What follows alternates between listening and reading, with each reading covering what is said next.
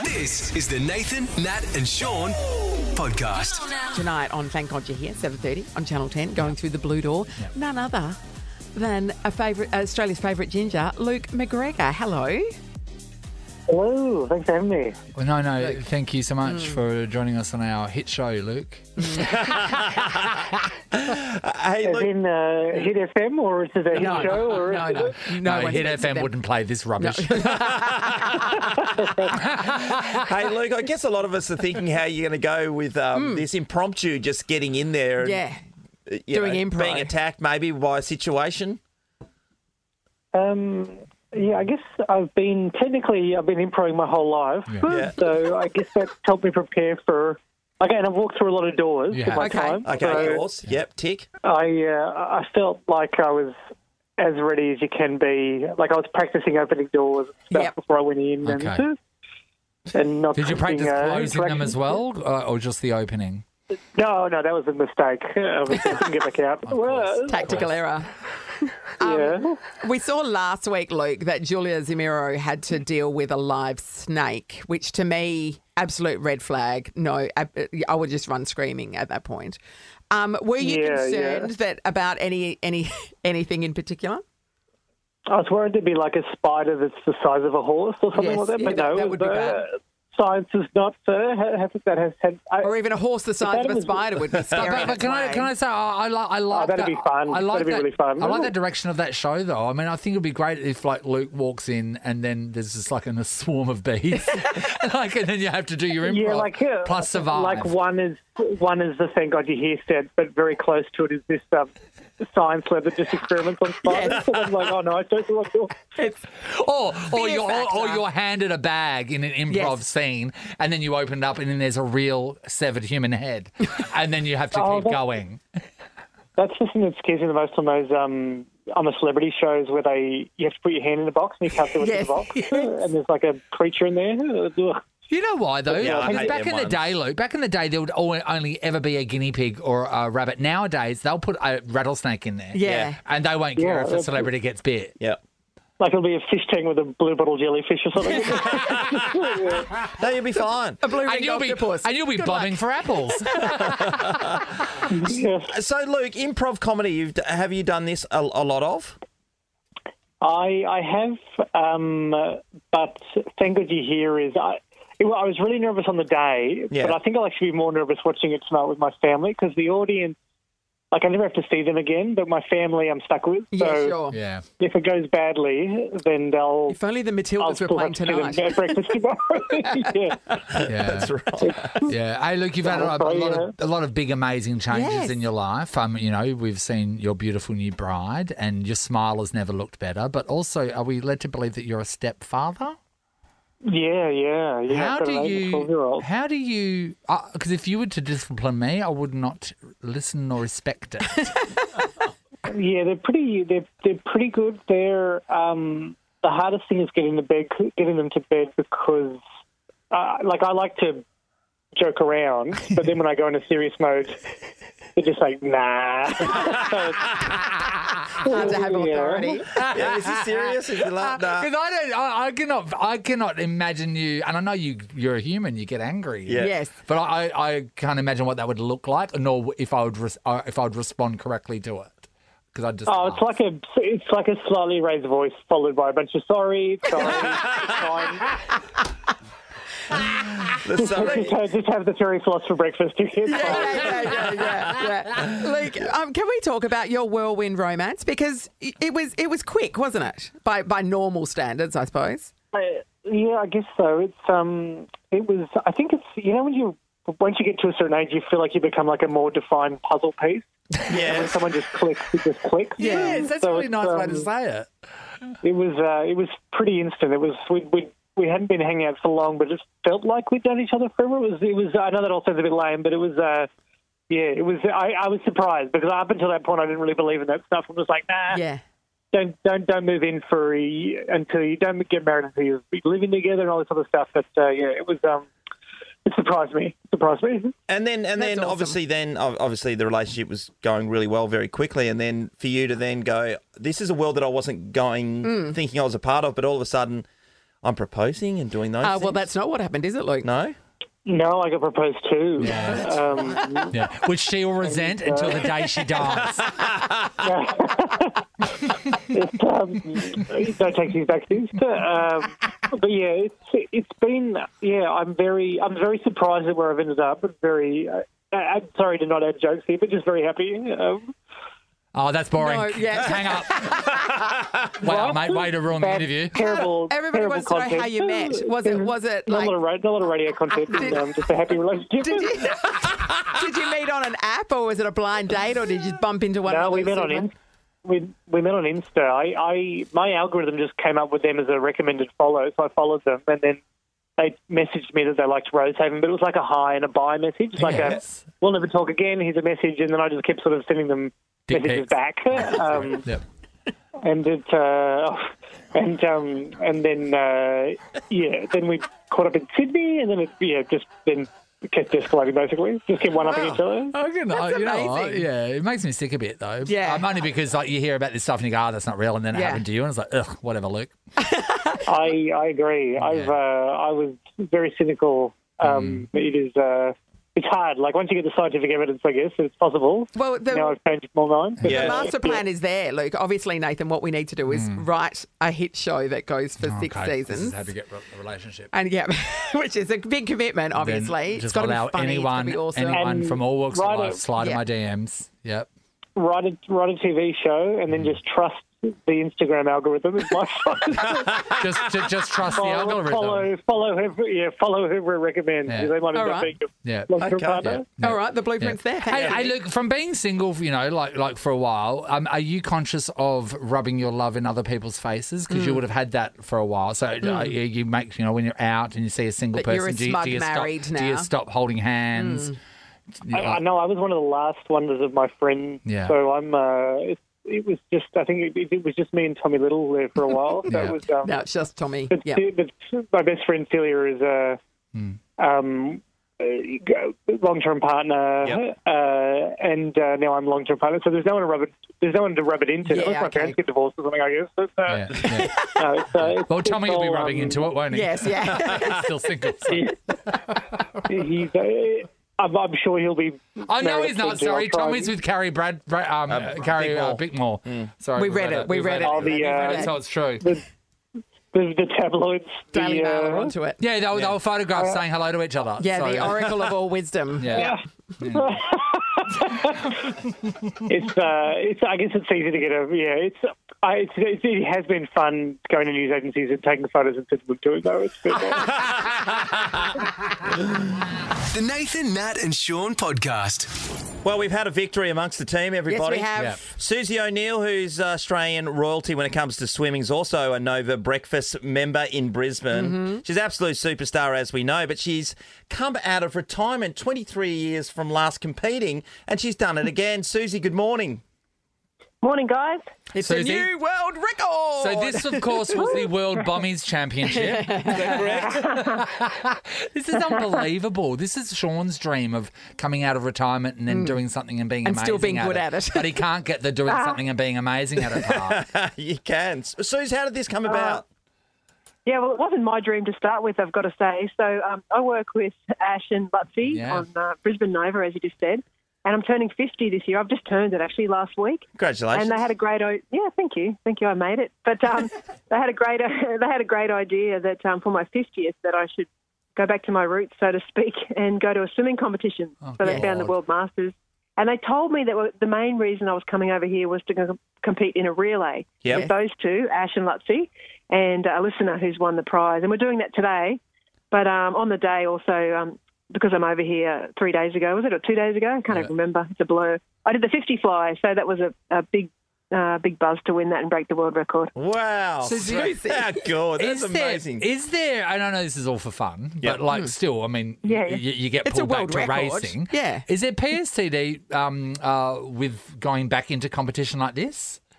Yes, there was, definitely. I was definitely getting a lot more anxious as it got closer because... Oh, God. I don't know, because I felt like I'm a swimmer, obviously, and then I was a swimmer in the past, and it's 23 years. Do I really want to go back to Masters and kind of, I don't know. I know, I don't know, get you it. know. I get it. Yeah. I would Yeah. feel sick beforehand. It's like, oh my God, I haven't done this.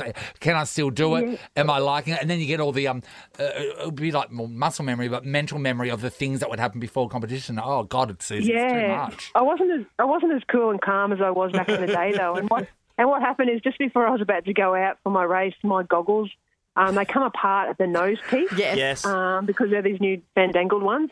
And so they're apart, and I was trying to put them together as we were about to walk out on pool deck, but my hands started shaking with nerves. And then I didn't have my glasses, so I couldn't see where to put them. And put them together. 50. Yeah. Yeah. So I had to get one of the nice young ladies who checked the spins to our marshalling to put my goggles together before we went out. So it was pretty crazy. Now, you talk about how nervous you were, but this is a competition. Basically, anybody can enter the Masters, right? So there's like we have to do a qualifying time. Yeah, there's a qualifying time. But it's full of like club swimmers and that sort of thing. And so there were women there who've just been trying their hardest, and they rock up and they're standing next to Madam Butterfly on the blocks. Like, that doesn't seem fair to me. Yeah, but Madam Butterfly is squinting trying to get her goggles back on, looking every part of 50. So. It's really funny. Like, I never thought, I'd be back at the Masters competition, to be honest. But there's a couple of Olympians here. And I was just walking up from breakfast, actually, with my co-host, Ash, and we were reminiscing that back when I was a swimmer, back in the late 90s, he was a sports reporter. Yes. And he interviewed me once at a pool. And the funny thing was I did a deck change in front of him, which basically means I took my togs off in front of him with a towel wrapped around me and put my undies back on in front of him. It was a really odd moment. And then we said, who would have thought fast forward, 25 years, A, that I'd be working with him on radio, and B, that he'd be swimming with me at the World Masters. So it's been really fun to do it with the boys. Yeah, really good fun. Oh, no doubt about it. So we're just talking of I was just saying before we got to speak to you, when you get old, you get slower. And I've been swimming at the moment, and I just find, and I'm watching people just go past me left, right and centre, men, women, kids, they're all Those just people going are in past. boats, Sean. I'm just so slow. Do you have a natural buoyancy? Yes, I do, actually. And swimmers, some have better buoyancy than others? Yeah, totally. I don't know what it is, but both my kids also got it. It must be genetic. So, I can float really well in the water. And my kids, who actually hated swimming, but they were natural swimmers because they were high in the water. Yeah, well, you're an ex-AFL player, aren't you? Because they usually sink. They usually sink. There's a lot of sinking going on. For me, I don't know, but I'm guessing when it's been raining heaps and then there's water gushing down by the gutter and then you throw a stick in it and you just watch it go past. I think I'd be like that stick. Just get carried away. Just get carried away. You wouldn't want a current in the by pool. any form of current. Suze, that's Watch absolutely... away when someone dies. So is it onwards? Are you going to keep doing it, Suze? Or is this just a one-off and you've achieved it now? Yeah, no, one off. Or until you turn 70 or something, and then we'll wheel you back out again, throw you in the pool. I think there's a 90 to 95-year-old age group category. So maybe when I get to 90. smash that world record. Yeah, but come on, when the creepy crawly has the power to take you to the bottom of the pool and kill you, I think you shouldn't be in there. No, keep going. It's wonderful. And Suze, how long before you get going in the relay today? It's on 1 o'clock over here, so I'm not sure what time that is. That's in midday Perth. here. Midday, okay. Yeah. Yeah. And you've been practicing your changeovers with the boys? I know you've got a caller in, or so how's that, a listener?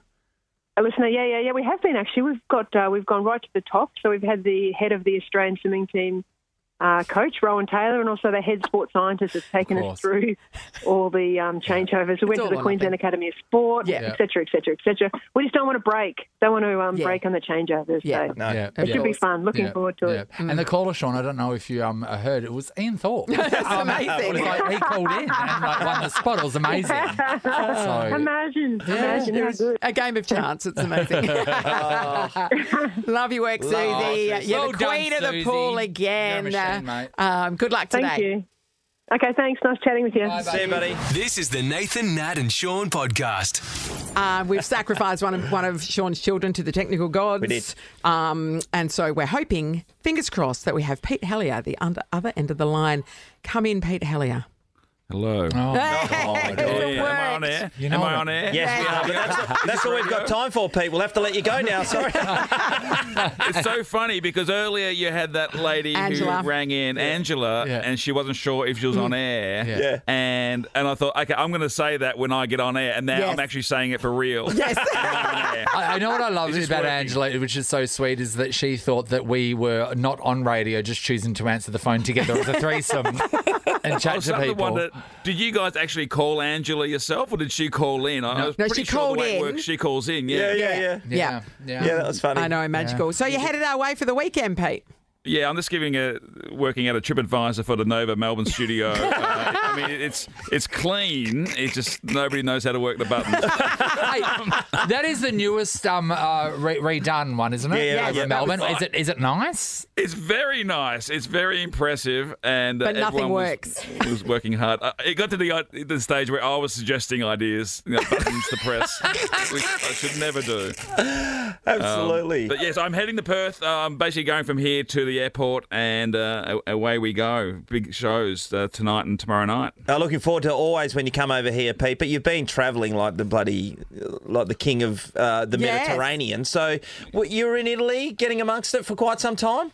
Yeah, funnily enough, I was hanging out with the king of the Mediterranean. Actually, that was he's a fun guy. He's a fun guy. Yeah, I've been. It's been a crazy year actually because I was in the jungle and then I came back for a few weeks and continued a tour. Then went over to Europe and did some shows in London and hung out in Italy for a while and. It was Sorry, a I'm tax gonna jump in. deduction. There's a I tax know what you deduction. did. You and Anyway- Tom Gleeson. You went to the Ashes, didn't you? Trip to the Ashes. I plead the fifth. On that. What was really weird about so we did shows in London and then went to the first day of the tests at Lord's.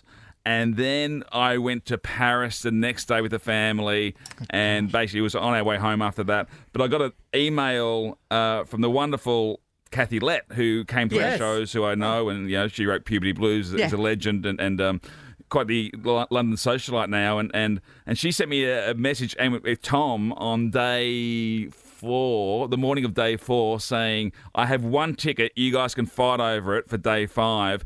Go along with Stephen. You'll have some fun." And we had to say, well, we're in Paris.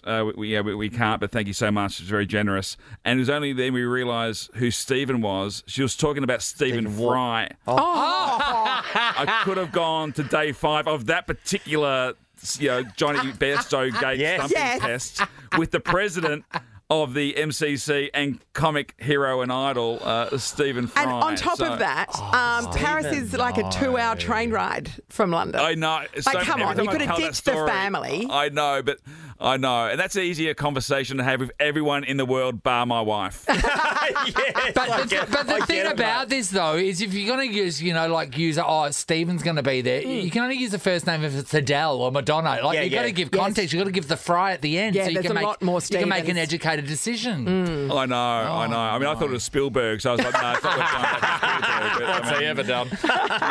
Yeah. And look, everyone is up and about at Matildas and they're excited, but here in Perth we were excited about something else way more than that, and that was the space junk that washed up on the beach. And I really do think it's a missed opportunity if you don't explore that as... Well, what's going on, Nathan? We've had space junk washing up the beach. We had a meteorite in Melbourne the other night. Yeah, you did, yeah. Yeah. This is The end of the world is It's coming. It's close. It's coming, and It's I'm close. fully prepared for Nathan's the ready. apocalypse. I know where I live, just around the corner from he's a got a box gunsmith. with a torch in it. And I know now what helicopters run on unleaded fuel as You well. can't fly one, but you know what? No, you but can feel a one. helicopter, let's be honest, and helicopter joystick. pilots that are listening, it's not that hard, really, is it? You just turn It's it like- on and you just pull the joystick up. I like people who make plans. You always got to make plans Thank in you. your own head. It's like I already have a plan. If I because I often try to nominate the exit row on a plane so I can Yes. sit in there, and they give you the big talk. Yes. Will you help out in an emergency? And I look them straight in the eye and I say, bloody oath, I will help out. Yes. Yes. But to be honest, I'm not sure if I will. To be honest, if I was in that scenario, I would close the door behind me once I got out. I am there for the extra leg room. I'm not there to be a hero, to be honest. But I know, I've worked out that the black box, Yes. basically, that just records audio. So as long as you just shut the hell up and Sure. don't panic and and yell out, I'm not helping, I'm finishing my book, back off. They won't know it's you. Yeah, They that won't you're know. you They caused won't know. everyone's death. You got to plan ahead.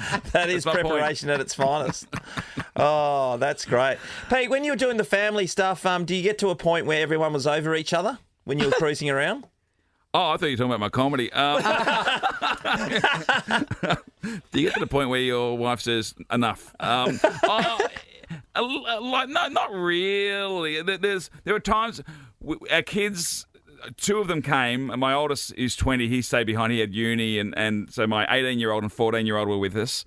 And what was quite lovely about it, we could go out for dinner, and then the kids would get bored eventually, and they would just go back. My 18-year-old would take the 14-year-old back to the room, and we would stay out for cocktails. So it was kind of ideal. We're at that ideal age to, they can have a bit of freedom, we can have a bit of freedom. So it was pretty good. Yeah, that's the right age. See, Sean, your 22-year-old still went on the family holiday and you paid for it, right? Yeah, I'm okay with that as long as he's there. But what I didn't, at some stage I was thinking, he's going to shout me a beer or two. And one stage I stung him down at the beach, when you're buying beers off the beach. And I didn't have any money on him, on myself on purpose. And I said, oh, mate, can you get this? So he paid for it. It was about 27 Australian dollars. So anyway, fast forward an hour later, we're out for dinner. And he said, Dad, you got that money? You know what it is? I think it's probably, what would it be? It may be late 20s, maybe early 30s when you realise that your parents have money from working for it as well. You know what I mean? And then suddenly you go, oh, wait, that's how they get it. They go to work too. Okay, well, maybe I should shout something here and there. It's when reality hits. I'm at this weird age now. Well, my kids are at a weird age. Like a 20-year-old and 18-year-old. Both are working now. Yeah. And they will come home and buy their own drinks.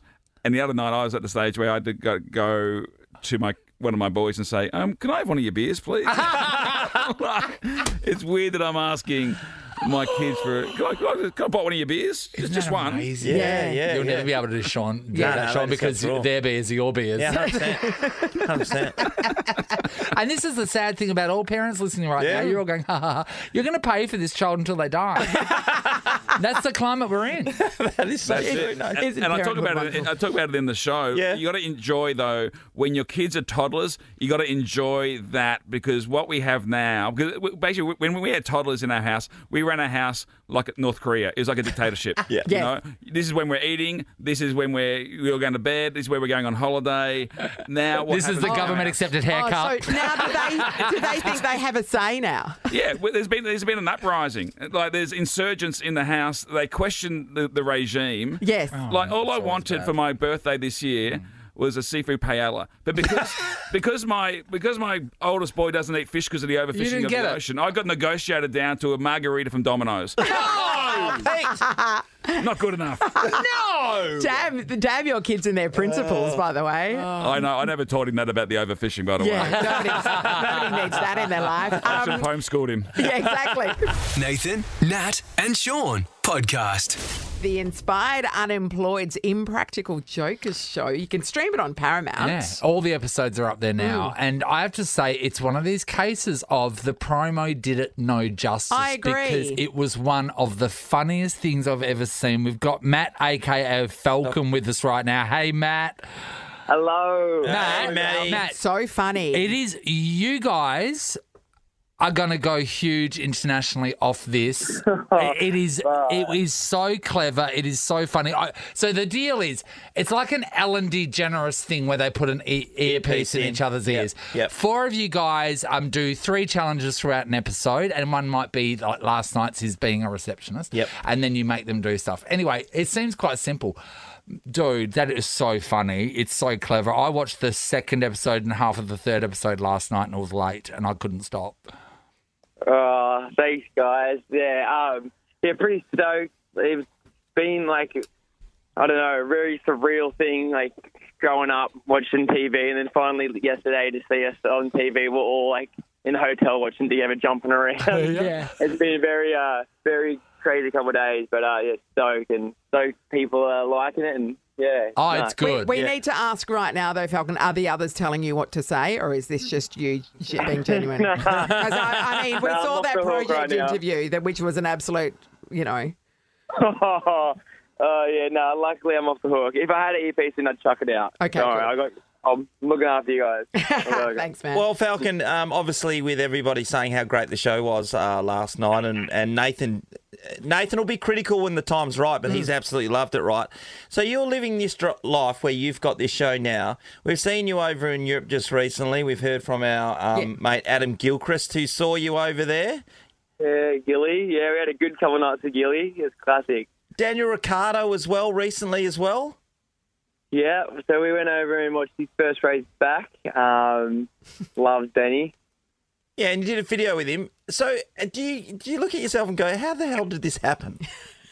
Yeah. Oh, yeah. I seriously can't even process what's going on. It's, every day we still try and, I don't know, we try and come to terms with it, but it still doesn't really feel real. Yeah, we're just literally living the dream at the moment.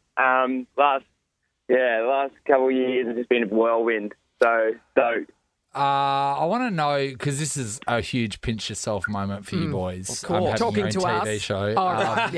No. But I want to know, right back when you were first starting, right, and you're starting to get some traction, what was the first pinch yourself moment that you guys have? And they kind of happen every day, but one of the biggest pinches ourselves over, I think when 60 Minutes reached out to us to do a segment, that was like, I grew up watching that show, that was nuts. But then I guess like meeting Margot Robbie and stuff, that kind of blows your mind because, you know, you've watched her for years as well. Yeah. But don't you think, those 60 Minutes, you should have done that story and they should have made you film it in Baghdad? Yes. It's really accurate. What about like the first time a celebrity sort of, you know, said how funny or reposted or commented on one of your videos? Yeah. No, well, we found out that someone said that Jennifer Aniston follows us, and that kind of blew us away. Cool. Like, what the fuck? And then Jack kind of had a crush on her. Like for years, he's loved Friends, and then when we went over to America, we actually we slid into a DM to try and like catch up for like a coffee or to get in a video, but she just laugh emojied at us. So I like that she thought the idea of it was an absolute joke. yeah. I don't know if it's a good thing or a bad thing. She's laughing, but yeah, maybe next summer over there we can link up with us. Hey, Falcon, do you remember the first time where someone offered you money to do a video? Yeah. I remember, so I think when our manager reached out to us, we went and had like a meeting with her. Mm-hmm. And this is when we had like maybe under 10,000 followers. And we caught up and then we didn't even know we could make money on Instagram like at all. And we caught up with her and she's like, hey, I think we have this job for you guys. It'll be around like 5. And I was like, what, $500? And then she goes, no, grand. And I was like, what? And I was like, I was losing my crap. And then Jack was like hitting me under the table and we walked away from the meeting and goes, you idiot, you just blew it. Like now she's going to pay us way less. And I was like, oh my God, this is insane. Oh, hey, last night's episode ends in the punishment being given to Jack. Yes. And then he can't refuse the punishment. Yeah, and then so for everyone that didn't see it, you've got to go stream it. But Jack has to go to a wedding. Yep. And the bride and groom know what's going on. None of the guests do, and it's the most heartfelt wedding. It's so beautiful. The father's giving an amazing speech to the bride. And then Jack is handed a speech and has to read this in front of everyone. Can we speak to Jack? Because I need to know how he is mentally after that, please. Yeah, I'll put him on. Thanks. He's not mentally okay, but I know that. Not because of that. Thanks, Falcon. Hey, guys. Hey, Matt. Hang on, Jack. Jack. Yeah, I haven't slept a wink, but I'm fine. Dude, let us know the realities of giving that speech at that wedding, because that was one of the most mortifying and brilliant things I've ever seen in my life. Cringeworthy. Oh, mate, it's not even funny, is it? It's just so freaking hard to watch. It's just, so what they didn't show before, there was a guide order speech, and the only people that knew about this whole thing was the bride and groom. Like, not one other of the 200 people had a clue. Yep. And this guy, right before I was going on, he was doing a speech and he started talking about a family member that passed away, and everyone was crying their eyes out. Oh, Jack. And they had to cut it for the show, and everyone was crying. And I was saying to the boys, I'm like, I'm not going on. There's no chance I'm going. And then the MC's like, all right, now an old lost long friend of Chris's, Jack. And I'm like, oh, this is not good. And then, Oh, no. Hey, Sean. So then he gets on there, right? So then he starts and goes, I'm just letting everyone know I didn't want to come to this wedding because I don't like any of his friends. And then calls them dicks. What part of the speech was the most for you to do? Because you went, and can you say the part of the speech? Like, what was the most confronting? I mean, the groomsman one was pretty bad. And what also had to, after they didn't put it in the edit, but I said, oh, he's a groomsman and a bunch of dicks. And then I turned around and they're like, all right, now look him in the eyes and scull his beer. Oh, Jack. That's really funny. She's traumatizing. But then, can you repeat some of the stuff you're saying about what the husband should expect from the bride in that speech? Oh, yeah. So it's like, so the boys wrote this speech for me as well, so this wasn't me, all right? Yes. Yeah. That's Liam and Dom are their names, if you want to look them up. Oh, no, don't worry. We know what Liam and Dom done. Yeah. So so I was like, oh, yeah, so, you know, we want, what did I say? We want to keep the domestic duties in check. Make sure you do the dishes for Chris and make sure you fold his clothes. And then I was like, no one likes to see our woman. And the whole crowd was just saying, oh. They were turning. People were saying, like, get him off stage and stuff. It's horrible. People were screaming at him. Jack, at what point were the crowd let in on what was happening? Or did they never find out? What was the story there? No, so everyone wants to know about the reveal. So it's like, but I don't think we're ever going to show it because it's so awkward. Oh, no. I finished the speech and then, you know, I just walked off and in dead silence. Like, everyone was just in shock, like, what just happened? Yeah. And I ran and hid in the kitchen where all the chefs were. By myself. Hiding behind a crockenbush. I was in the corner and I was saying to my microphone and I was going, help me now.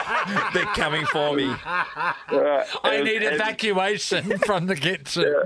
But then after we told them, after it all settled, after 10, 15 minutes, they were loving it. They were laughing, getting photos of it. So it all worked out well.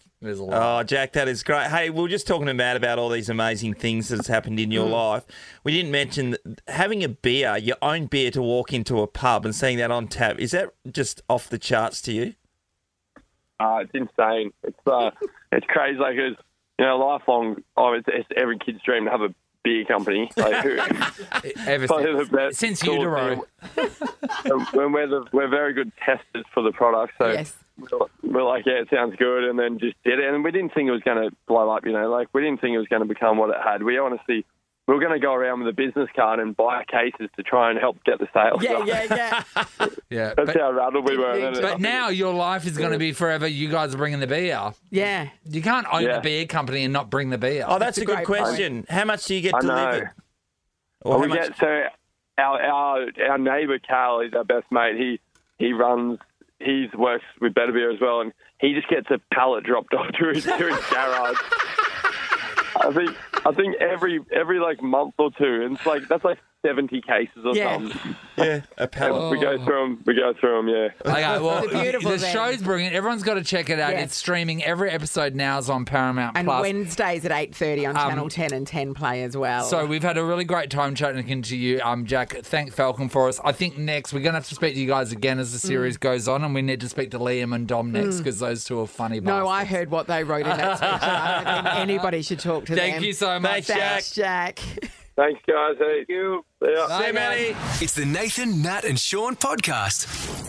Always good to have Jeremy McGovern in the house and talk about Chinese food. Any takeaway, actually. He's very big on that. But more importantly, the performance on the weekend. Let's start with that, Gov. Yeah. The Eye of the Tiger was back in that last That's quarter. why. Yeah, we Intercept marks. Yeah, we've just fell short, obviously, by points. So, yeah, it was a good game. It was a good fight from the boys, and yeah, it's a bit disappointing we fell short. Yeah, was it though? Well, no, Yeah. so you didn't win, right? You didn't win, but then you felt like it didn't feel like a loss afterwards, did it? No, it does. It does feel like a loss? It doesn't feel like a bigger loss? It was an honourable loss, would you Yeah, say? you can say it's an honourable loss. Yeah. But like we've said it since we've been going at the start of the year, we're trying to just play some good footy. Yeah. And what's winning, really, to us, like winning's winning a game of football, of course. That's what we're there for. But you can take small wins out of the game. There are still positives, and that's something that we spoke about, that 32 points down or something at some stage, and we fought our way back to get ourselves opportunity. So just look at little bits of the game and go, okay, we achieved that or we achieved that. Like right now, Shaun hasn't sworn for 10 minutes on air. Yeah, and we're like, high five, Shaun. That's like a win. I give him a treat now.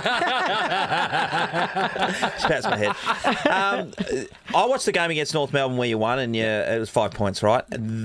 I think there was a big difference between that game and the Essendon game, which you went down by 1 point, in a positive sense, even though you lost, because in that last quarter, everyone was dialed in. Yeah. That was the thing about the way you played. And the other thing, you played with courage, the way you attacked the corridor. It was instant. Every time the boys got the ball on the outside, bang, they're taking difficult kicks, but trying to win the games. I thought that was just a real... it was a real nod to positive footy. Yeah, definitely. We haven't really been in that situation too much, Shaun. I'm sorry. So we're just all blown away by Shaun. Can I just you were so Dead Poets Society lately. You were so Captain, my captain, just about various things. It's really inspirational. I'm sorry. Keep going. It's unnerving, isn't it? I love it. I can't wait to go tell the boys this morning. We got the nod from Shaun. Yeah, that's right. The highest of We honours. got the action. He notched the cap to us. So, But yeah, no, we haven't really been in that situation too much. So it was good to give our young boys a bit of a look at that type of that footy where we would come from behind and try and throw out all stops to win. So it was good. We got in there. But is there a call in that last quarter where I don't know? We all have calls. Everyone has a call for you to attack the corridor the way you did. Yeah. Well, I think us as leaders out there, we probably not called it, but we sort of had a mindset. Could somebody have said that earlier in the season? Yeah, well, we've never been in the situation, and a lot of it is because we get blown out in that first quarter. Yeah. So everyone's looking at what we did in the last three quarters, but actually our first quarter was what kept us in the game. We were in the game from the start of the game and gave ourselves opportunities throughout the day. But you do. You got to get more attacking if you want to score more. And it could have gone either way as well. If they defended us a bit better, they could have piled it on and won by 60 points. So it's a big risk. But no, I'm glad the boys had a crack at it. Do you know how to win the final quarter? Do we? Do you? I reckon we might have won the final quarter, but we lost the game, if that makes sense. No. Well, you called it final quarter, not last quarter, which is where you went wrong. Right. I know. Right. But to win the last quarter, what do you need to do, Gal? If to win the last quarter, I don't know. Is this a trick question? You need to listen to Nathan, Nat, and Shaun a bit more. Are you kidding me? We spent an absolute fortune on marketing. There's billboards up, ads. You would have seen them. Are you kidding To me? win the last quarter. How do you win the last quarter? You need to win the last quarter. Yes, right. Thank God. Now, I don't know. I don't know. have the vultures stopped circling now that Tommy Barras has signed on? Yeah, He's not going anywhere. What was that all about? Was that just a storm in a teacup? What was that? Probably, yeah. I think it is. Just chatter? Unfortunately, I think a lot of stuff is a storm in a teacup. I just make it up? It's at that time of the year, and he's a good player, and people are looking for key defenders out there. And, I'm sure Tommy had to look at some things and look at options and all that. But every time I spoke to him, he was keen to stay the whole time. But everything gets blown out of proportion a little bit, and that's just the way it is. Yeah, from the other side of the fence, Sydney have come hard at him behind the scenes. They've come for him because having someone like Tom in their team really changes their dynamic and shores them up for the future. So that part of it's real. He doesn't have to accept a deal because he's already got a deal. Yeah. And we've heard that already coming out from Tom, which is good news because he's your offside. Twin Towers. He's my boy. Me and Tommy are very, very good mates. So, I was in his ear the whole time saying, don't even think about it. But, I wasn't like it. He can make his own decisions and I'll support him either way. But I'm glad he's staying for sure. And I think the West Coast fans are glad he's staying as well. Yeah, no doubt. Luke Shuey and Shannon Hurd, I thought they were definite ins. I thought this is the big crescendo playing against the Dockers. This would be a great way to go out. Yeah, the boys couldn't get up this week. I think Boots was pushing hard. He's got 3 games to make 250. Yep. And unselfish. Anything more than 228 is just selfish, though, isn't it, Shaun? Oh, it's hogging. It is. Showing off too much. So, the 2 old boys aren't going to get up this week, but I'm touch wood, everything goes well. We'll see them at least the last home game of the season for the fans. 2 old boys. What are their ages again? I think Bunga's 49. Nah, Bung's He's like 36 or something. 36, I think, and Boots is 34 maybe this year, 33, 34. Oh, boys. Gov, are you looking forward to the day that you retire from footy and you go from being the veteran and an old fella to being everyone? Yeah. Oh, it's so young. You've breath- got plenty of breath time of left, fresh mate. air. You only just went Cannot behind wait. the ears. That's I was why. getting called old when I was 27, 28.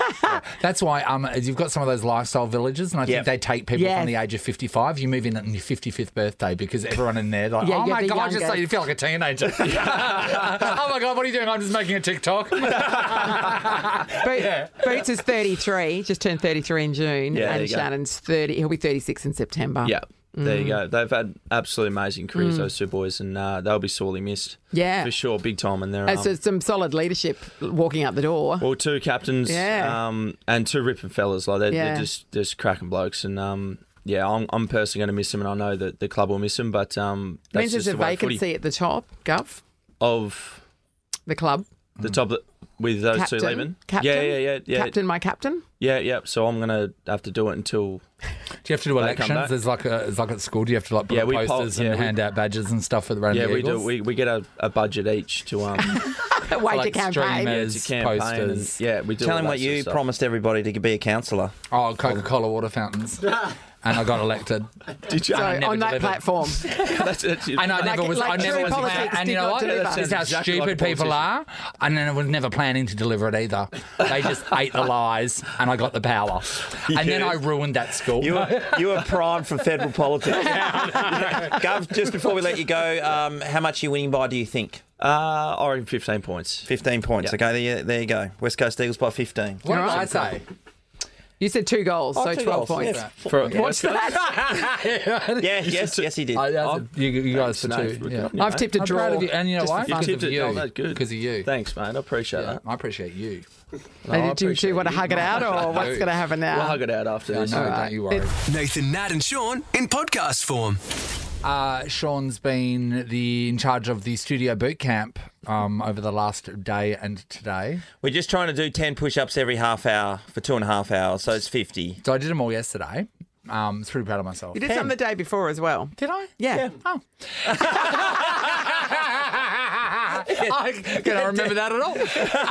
Okay, great. So 2 days, perhaps? Like Yeah. 2 days? Yeah, Okay. I reckon you've done 80. You did 20 on the first day and Okay. then 50 Oh, if that's you did great. all 20, yesterday. okay. Yeah. Okay, and we just did another 10 then. Yeah. Yeah, and I went to do them and I could get down probably a centimetre because my chest hurts. Like my chest and shoulders hurt. Ow! Like what? And you're saying I'm suffering from something? Well, Natalie's a medical expert. This is what happens after exercise, Nathan, especially exercise for the first time. me. Delayed onset muscle soreness. Otherwise known as Well, DOMS, DOMS. that's what it stands for. I've got DOMS. Everyone, I've got DOMS. And this is the scary thing. I've been doing these push-ups for the last 2 days.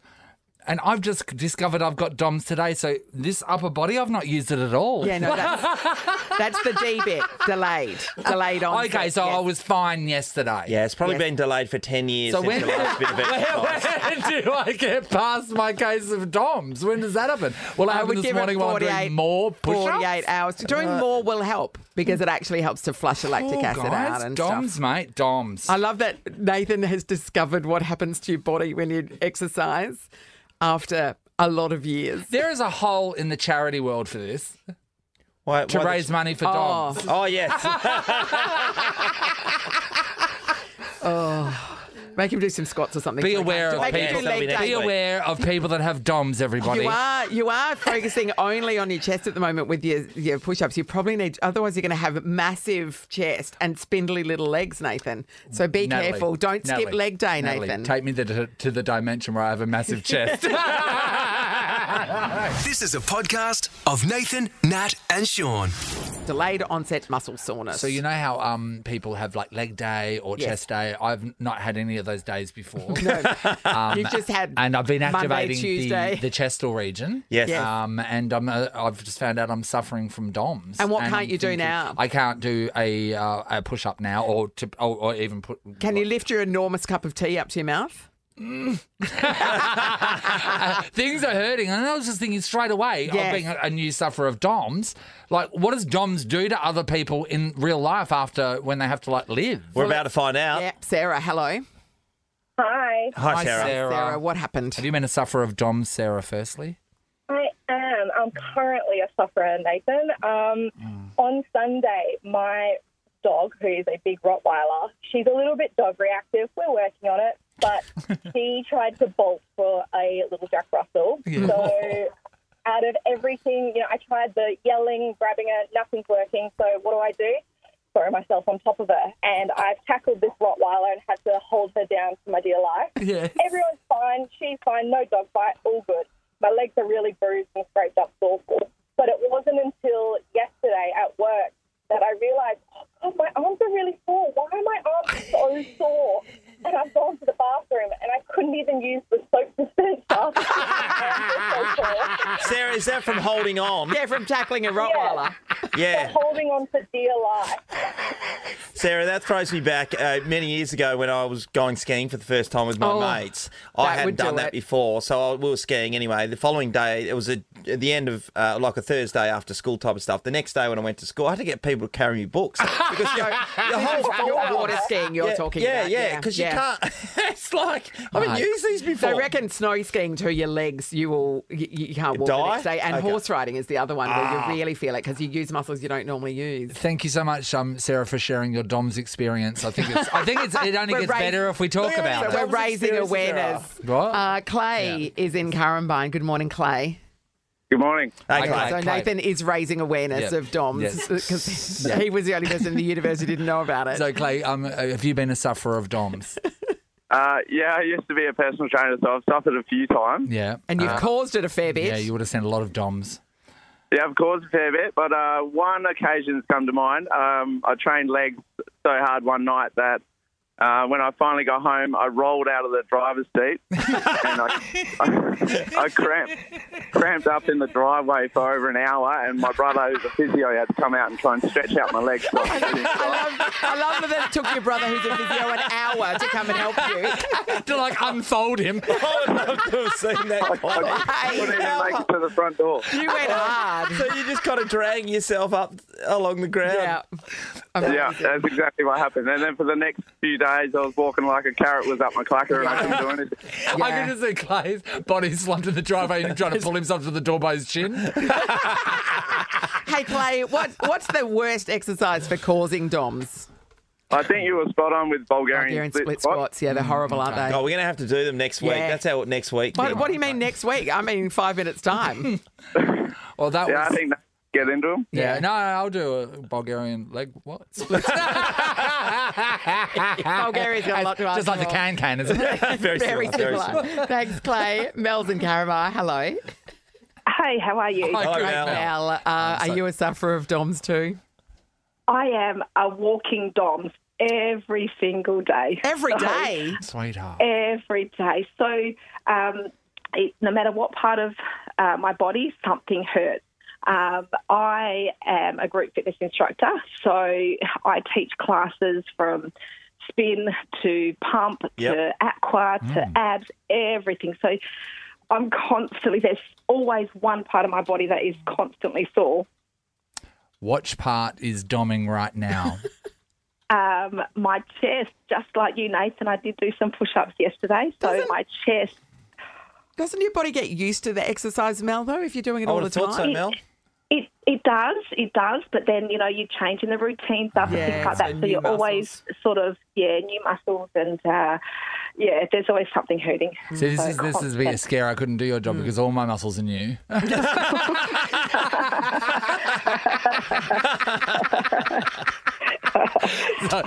It sounds terrible. You know what? Thank you so much to these brave people, Sarah, sufferers. Clay and Mel, for bringing DOMS into the light. And today, if you see someone walking a bit funny or they can't use a soap dispenser, just go up to them and say, hey, are you suffering from DOMS and do you need a hand? Yeah. Reach out. Nathan, Nat, and Shaun podcast. There's only one other name that's bigger than Sam Kerr in Australia at the Great moment, and point. that's her mum, Roxanne Kerr. Morning, Roxy. Good morning. How are you? Yeah, Roxy. wonderful. I was just smiling from ear to ear whenever people started screaming last night at the prospect of Sam playing. How does that feel as a mother to see an entire country behind your daughter? Oh, wow. It was amazing. Look, I've been waiting for it for, what, three weeks nearly, and it was just so good. So good. Roxy, when Sam slipped and went down on both her knees and the whole country went, how was that for you? Yeah, it was a bit scary, I suppose, but no, she got up. She was fine. Yeah. She's all good. It was a bit nerve-wracking. Yeah, it was a little bit nerve-wracking. Yeah. I was thinking, I said to Nat, Roxanne afterwards, I was thinking, oh my God, this is like destiny's against her when these things kind of happen. But it's good to see her back up and firing again. I wonder, those 3 weeks that we were talking about when Sam first let you know that she was injured, obviously everything's under wraps. How are you feeling and how is she feeling about that, given all the time you put into this World Cup? Oh, of course, it was devastating. She was, Sam's really good like that. She kind of took it on the chin and just said, I've got to work hard. So we just, we're there to support her, and it was really important that we were all here. And, yeah, she's got through it, and hopefully, we just go on and on and on. I was thinking about you, Roxanne, and the relationship with all professional athletes and their parents, because usually if there is a team plan or if there's a medical issue, it's locked down within the team, but the other person outside of the team that will definitely know is mum. Yeah. Is that, how many people are coming at you during this competition and trying to get information out of you? Do you have to lock it down? Like, what's the deal? Oh, of course, you're not to say anything because, the team has to work out, and the coach and the doctors and everything, how they're going to play this. So, mum's the word, you're not allowed to say things. Maybe that's where the saying comes from. Yeah, mum's the word. Yeah, I'll probably be in trouble for being on the radio, but I just said, look, it's Perth and there's great supporters. And Shaun's family. And Shaun's family. Yeah, absolutely, Roxanne. I was wondering if Roger, who's worse at keeping secrets, you or Roger? Oh, Roger Decker. Yeah, so you don't tell the dad. Don't tell him anything. Okay, so target Roger. Is Roger hang out at any pubs at all? Yeah, no. He's not that good, but he knows with sport that you just got to be really quiet about it. And let it go through the process, kind of thing. Hey, Roxanne, I know that you and your whole family are very humble, but I want to know, as a mother, when did you know that you had a superstar in on the track to where she's going to now? Did it is there, and because parents out there might be looking at their kids going, oh, my kid's pretty good at this, but is there a thing that clicks when you go, okay, this is going to be huge? Best in the world stuff? Well, I don't think you ever think of that, and I never did. And people used to say when she was young, that she was talented, but we don't treat her like that. When you say superstar, it really still blows my mind because she's just family to us. Yeah. And I suppose we all get the superstar stuff, but you get not only the girl that's really, really great at sports, but also you get the one that misbehaves. so you sort of go, yeah, she's great, but at home, Yeah, no, she's always been a pretty good kid, and she's really quite quiet. She's never been that kind of boasty, show-offy kind of kid. She's quite shy. So. Yeah. Well, that's really against the family motto there. I was going to say, what happened? I know we're all loud and, obnoxious kind of people, but, Sorry, Roxanne, how does that work? Because the Regans are loud, as all McManuses are too. That's your branch of the family, is it, Rox? Super loud. And then you've got Roger, and he's not the quietest cat in the world. So where did this come from? She couldn't get a word in edgewise. Yeah, well, the Kerrs are a little bit quieter than the Regans and the McManuses. And I had your mum over here, so it was good to see her. Yeah, she loved it. It's been such a fantastic tournament, and everyone just really enjoyed it. And they put on a great show. Sydney last night at the stadium. It was fantastic, Roxanne, as the mother of the greatest footballer we've ever produced. That's true. Are they paying for you to travel around? Like, are your airfares being covered, or do you have to do that at your own expense?